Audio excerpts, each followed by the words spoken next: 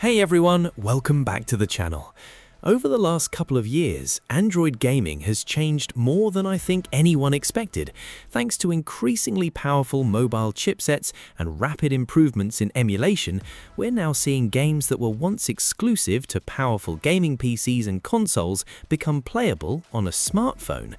Now, I want to be clear from the start, these games aren't native Android ports. They're running through emulation or compatibility layers, so performance can vary depending on the game. Some titles run incredibly well, while others still need more optimization.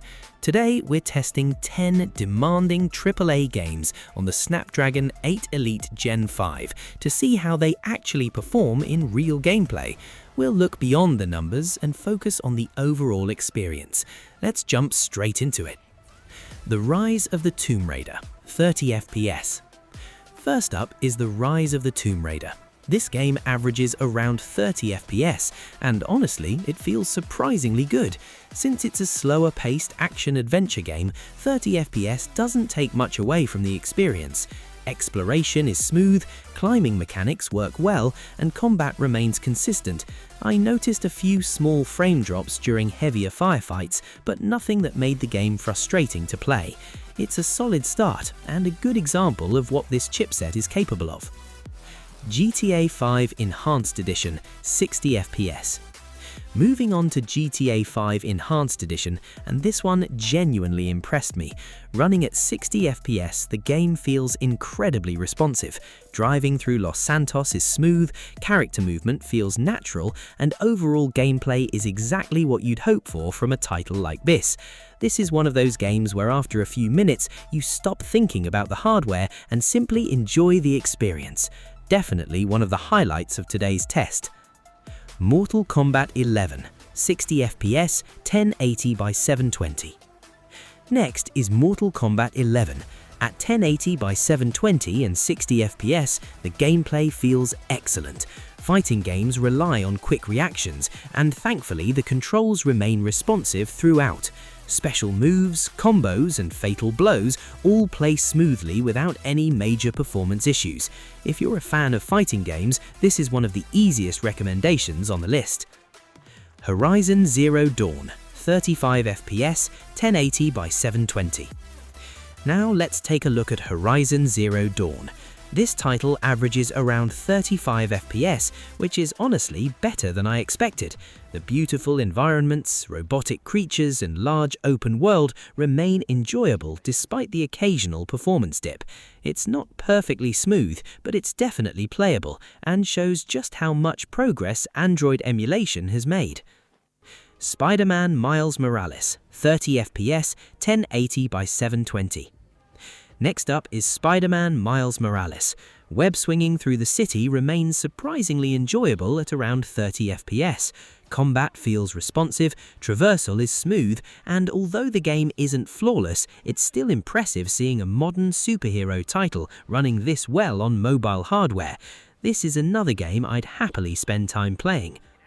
Forza Horizon 5, 25 to 30 FPS. Let's move over to Forza Horizon 5. This is probably one of the most demanding games in today's lineup, and it shows. Performance sits between 25 and 30 FPS, which means it's not as smooth as some of the other titles we've tested. That said, once you're out driving through the beautiful open world, it's still a fun experience. I'd expect this one to improve further as emulator development continues. Tekken 8, 60 FPS. Now onto Tekken 8. This game performs exceptionally well. Maintaining 60 FPS, gameplay feels fluid, responsive, and very enjoyable. Fast-paced matches remain smooth from start to finish, making this one of the strongest performers in today's test. God of War, 30 to 40 FPS. Next we have God of War.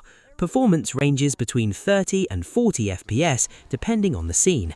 Combat feels satisfying, exploration is smooth, and while large boss battles can push the hardware a little harder, the experience remains very playable.